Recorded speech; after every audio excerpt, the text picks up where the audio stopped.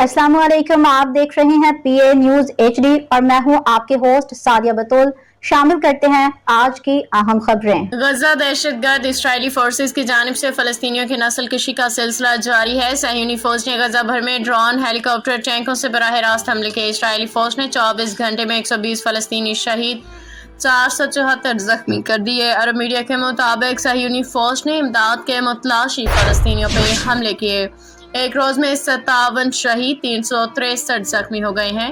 इमदादी मराकज पे शहीद होने वाले फलस्तीनियों की तादाद 224 हो गई। 1858 जख्मी। इसराइली फौज ने इमदादी मराकज पे फलस्तीनियों पे गोलियां चलाना शुरू कर दी हैं और जिसके नतीजा में अरब मीडिया के मुताबिक फलस्तीनी शोहदा की मजमूई तादाद 55,104 हो गई। 1,27,394 फलस्तीनी जख्मी हुए हैं।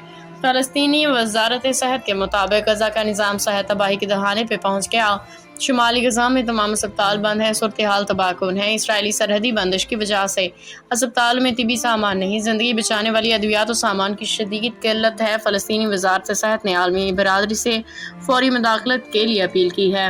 न्यूज स्टूडियो से अब तक के लिए इतना ही। मजीद खबरों और अपडेट्स के लिए देखते रहिए PA न्यूज HD।